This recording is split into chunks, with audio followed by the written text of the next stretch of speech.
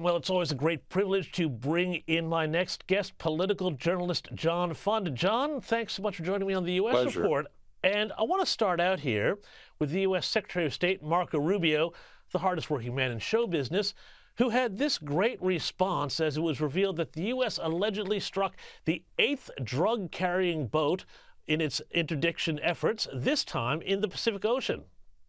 These are drug boats. If people want to stop seeing drug boats blow up, stop sending drugs to the United States. Not a bad response. Tell us about this effort to take out these drug boats, because Donald Trump has also said, you know, if you're smuggling drugs and that are going to kill Americans, we're going to kill you. How is this being received?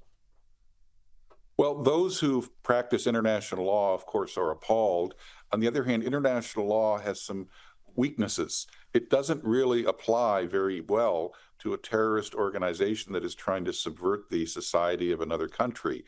And that's what Venezuelan drug shipments are all about. So this is a gray area. And what the president has decided to do is to say, look, we get no cooperation from the Venezuelans. They're not interdicting their own shipments. In fact, the Venezuelan military is probably in charge of shipping this stuff over. And therefore, we're going to take targeted measures to make sure that the cartels that are sending these drugs in get the message as to how dangerous this procedure is. Absolutely right. It's a lot different to, you know, being potentially interdicted by the cops and put through the courts and all of that. But let's go from one Secretary of State to another, Hillary Clinton, who has weighed in on this apparently quite controversial project to construct a ballroom on the site of the East Wing of the White House, writing on X, "It's not his house, it's your house, and he's destroying it." John, doesn't Hillary Clinton know how many other presidents have done renovations to the White House? And she would have been at quite a few events where they had to set up tents and so on the lawn because they don't have a dedicated event space at the White House. Can you weigh in on this controversy for me? Well, I personally know how much Hillary Clinton loved the White House when she lived there, because when she left, she took a bunch of furniture with her to Chappaqua, where her new house was, and she had to later return it. So she clearly loves the White House. And as for other presidents, Theodore Roosevelt, Harry Truman, very popular presidents with the Washington establishment. Barack Obama had a $15 million renovation of the East Wing, and he did tear down things with bulldozers. So the point is, it's not that the renovation is being done, because as you say, putting up tents every time there is any dinner party over about 100 people is very cumbersome and off-putting. So the ballroom will be used by future presidents. In fact, it probably won't be done until after the next president takes office. As a result, the ballroom is going to be used by everybody. It's being paid for by private funds. And there's a tradition that the White House has to grow with the extent of its social responsibilities. Well, yeah, I mean, as you say, I mean, Nixon put in a bowling alley. Somebody else put in a swimming pool. I forget who. John F. Kennedy. Like John F. Kennedy put in the pool. That's right. And they would have had to do a lot of digging for that as well. It's just unbelievable how much outrage there is here. But hey, I want to talk now about what's going to happen. You say, talking about the future next occupant of the White House, well, that could be Gavin Newsom, California governor, but he's suffering a setback in some of the early polling.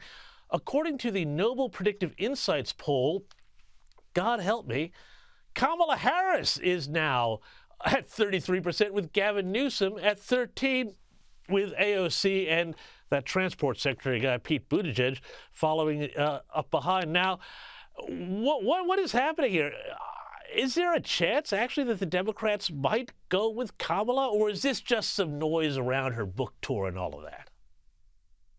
Well, that would be an interesting choice, because one party would be cheering and the other party would be crying, and you can guess which would be which. Well, yes, I suppose. I suppose that's right. But do you think? In other words, they would say, "Bring it on, please. Let's have a rematch." Well, I mean, like, you know, look, on this show, we completely endorse Kamala Harris being the Democrat nominee. We think this should be. I'm a Californian. I know Kamala, and yeah. I think she deserves the stage. Look, I think so. Let's all get behind the draft Kamala movement. I agree completely. I think we're furious agreement on that one. Hey, on to just the border issues here. Our old friend border czar Tom Homan has said that he wants ICE to deport more than 600,000 illegal aliens by the end of the year. Now, this comes as the Trump administration said that 1.6 million migrants, undocumented migrants, have voluntarily self-deported. Now, this is interesting to me because some of these numbers, they're actually lower than what Barack Obama was racking up when he was president, and yet there's much more outrage about all of this. Walk us through the politics of why the Democrats are so absolutely wedded to illegal migration as almost a holy writ for them. Well, first of all, a lot of these numbers are spongy. I don't know how you properly count how many people have voluntarily left the country. Of course. I think that's so with Obama's numbers, we knew that there were a lot of deportations. We certainly know there are a lot of deportations now. I think that the immigration procedures have to be targeted first at criminals, not breaking up families arbitrarily, and encouraging people with the $1,000 or the $2,000 that they're given to leave of their own volition. Now, how successful is that going to be? Successful enough because a lot of people are just going to realize if they have the assurance, and they do, that should they voluntarily leave the country, that does not mean they won't be allowed back in the future if they follow the legal procedures. That's the key. So I think we have to give people an incentive to go the legal route rather than just throwing them out. It has to be a combination of carrots and sticks.